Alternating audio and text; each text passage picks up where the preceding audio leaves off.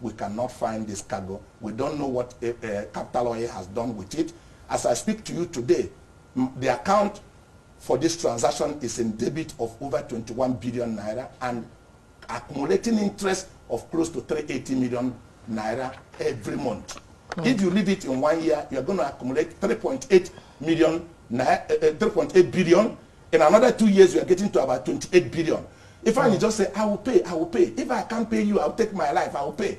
You know, and every month he put 100 million, sometimes put 80 million. So the last 6 months, 5 weeks, he put only 40 million naira in the bank. And he was spending money like somebody who is going to commit suicide, buying houses, $30 million, buying vessels, living like a king, flying 2 private jets. So I said, wait a minute. Somebody told me he went to Anambra State some few weeks ago and we are spraying dollar on top of some women. Not in the same business. Usually from my state, we have many entrepreneurs, and because of the culture we have, you know, too many of us are bound that we don't get to meet each other. And more importantly, myself, I'm very reserved individual based on my humble beginning. You don't see me in a club. I don't get to get in so many places. I focus on my business and in my religion, and then, you know, just live a humble life and focus on the things that makes me happy and, you know, make life progressing. Then the second time I got to meet Ifeanyi was 4 years ago when I turned 50, you know, during my 50th birthday. He came along with some other people, you know, greeted me, and we never get to meet until some other time that he called me on the phone, you know, explaining to me he has some difficulties and he will require my assistance. All right. Now, at what point did this birthday meeting become a business discussion, and at what time did you seal it into a business? Precisely last year, May, I was in my office, I got a call, and behold, it was Ifeanyi Uba of Capital Oil that was on the phone. He spoke to me, you know, distressfully that he had a problem and that the banks are trying to close up on him and he will require my assistance. And I asked him what kind of problem was it. You know, he told me that, you know, he was owing Union Bank and that the banks are trying to close up on him, and if I could please, you know, come to his aid. Basically, I told him what really happened, you know, what really happened. The issue was, he tried to explain. I said, look, let's get this matter straight. Some of you young guys are so much in a hurry to make money, failing to understand that enduring success is not a product of chance. You know, it's characterized by a clear vision, working hard, and works out over a period of time. It's not an event, but a process.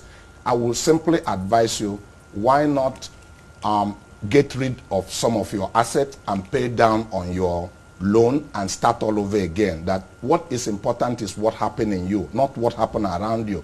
I share some experiences to him, how I started, and at the time things went bad.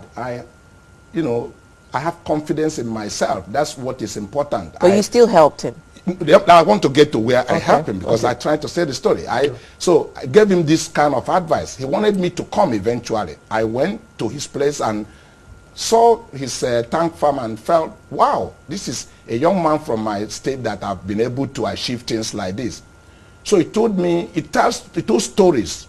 The bottom line is that that people gang up against him and made negative story. They want to take over his business. He needed my assistant. So I took him to the bank to see if they could assist him. You know, the bank where I was a shareholder and, you know, I have business with. I went to the bank. In fact, I moved around the banks, not just one bank. I started from Fidelity Bank. I called the manager. Don't talk about Ifeanyi again. I called a Mefere of Zenith Bank. I went through all the bank. Nobody was willing to help him. So much uncomplimentary news about him. I went to Access Bank. The same story repeated. So I called him. I said, hey, wait a minute. There's so much things people are saying about you. What would really get you to this place? He explained he was building structure. You know, he was trying to build his tank farm, you know, before the banking deregulation, and that created him problem. But now he's a changed man. He wants to focus in his trade. I said, fine, you look me straight in the eye and tell me that if I assist you, you are not going to betray me. He said, if you assist me, I said, tell me that if I assist you, you are not going to get into any additional capital project, because The problem with the boys from my state is that quite a number of them mismatch their funds, take a short-time fund and put in a long-time project. You know, at the end of the day, the interest rate get you stagnated because you couldn't finish that business in time to be able to get the money. I told him the second thing is that it's not, in my view, his business is not properly structured. And it's hard for a bank to give people like him money in the sense that, you know, it's like the A to Z of the business. I say, if you are not here, who else can anybody talk to? You know, try to make all of this. Eventually, I took him to the bank, and they were not willing to do anything. So I come back, I said, I asked the bank, I said, we must lend this guy money. He wanted to trade, you know, let's assist him. Okay. They were of opinion that this is not what they want to do. Go ahead. Now, you were severally warned by people not to help him. That's right. What made you have a change of heart? Okay. Listen, where I come from, I'm from Nnewi, okay? We had a kind of a social welfare system where we are our brother's keeper. You know, in fact, if you come to our place, we understand what supplier credit is all about. That is to say, when I import goods, we always give goods to some other person to sell and return money. When some of my, you will even ask, how did Coscharis build the capital that with which he does the business today the way it is? It's by the same means. I'm not in a hurry to invest in property, in building. Somebody like me had a clear vision that I needed capital, which is the machine that makes your business move. So I give a lot of credit to a lot of people. You sell the goods, you return the money. So Ifeanyi, when I confronted Ifeanyi about his situation, he told some pathetic story. One of them is that he played a tribal sentiment to me. He said he came to Lagos. I know how our people struggle. He had this jetty in Apapa where 3 vessels can bat. And that, look at all these people in this business, Femi Otodola, this other person, all integrated, that all of them have only one jetty. And all the people in this area were crazy. How can an Igbo man come here and have 3 jetty that reach apart? That's why they want to stagnate him to death. I called the bank again. I said, what risk do we have that we open letter of credit, this guy get a consignment, we get an agent to be able to put this in a dedicated tank so that we can sell these goods and take the money back to pay. He takes his profit. The banks laugh and say, this guy, don't let anybody see you on a picture with him. On my honor. So much things were said that was on it. I said, no, this cannot be true. A human being cannot be this bad. It's not possible. So, you know, I felt truly that the way people say things about him touched my heart, and I felt this cannot be true. All right. Let me hold you there, Dr. Maduka. Now, this is a man who has been accused of 22.4 billion naira in full subsidy scam, and obviously is up to debt in $1 billion to banks and, you know, so many businesses. And you were warned, you know, and like they say, to be forewarned is to be forearmed. Yeah. However, I see that you're a very sentimental and very loving person, and I'm sure you took him on because you trusted he would pay back. Sure. Now, at what point did he begin to default? Okay, let me explain this transaction. You know, because I actually am a risk manager. Okay. So actually, to be an entrepreneur, you know, I have to manage risk. Yeah. You can't do business with avoiding risk. Okay. It's about taking a calculated risk. Sponsoring Koja was a risk for me to put 1,000 BMW into the hand of the Nigerian government without any payment. Everybody warned me against it. Bank warned me against it. I can see through risk. What is important is that, can you mitigate the risk? Can you manage the risk? If you avoid risk, you cannot be in business. Risk is part of the aspect of doing business. So what happened was that I think I could see through this risk. There are things you can predict is possible. There are things that it's never happened. This is my 38 years in business, not 37, 38 years. It's unprecedented. I've never had a story that you open a letter of credit for somebody to import consignment. Letter of credit, for those who do not know, is a form of payment for importing goods. It's like guarantee that if you ship these goods, we see the documents, we pay you. And when this guy send the documents to the bank now pay the shipper. Never in the history of my life that a bank received a shipping documents that consignment has been shipped, that is coming on vessel so name, and it was on board on such and such date, that you wait for 1 year, the consignment did not arrive in Nigeria. Even if the mole who is carrying that consignment, it will arrive. So we started this business. My idea was to let's take one step at a time. It is petroleum premium spirit were important. So when the bank refused to assist Ifeanyi, initially was to assist him. And they made so much negative news. I said, okay, I'll take the responsibility and I'll become the direct obligor. This facility was availed to Coscharis and I signed. Incidentally, I am also a director in the bank. And under prudential guideline of central bank, director's loan, there's no interest waiver on it. Okay. And I have borrowed all my life. I've never defaulted. I have a history in not only in this country but around the world.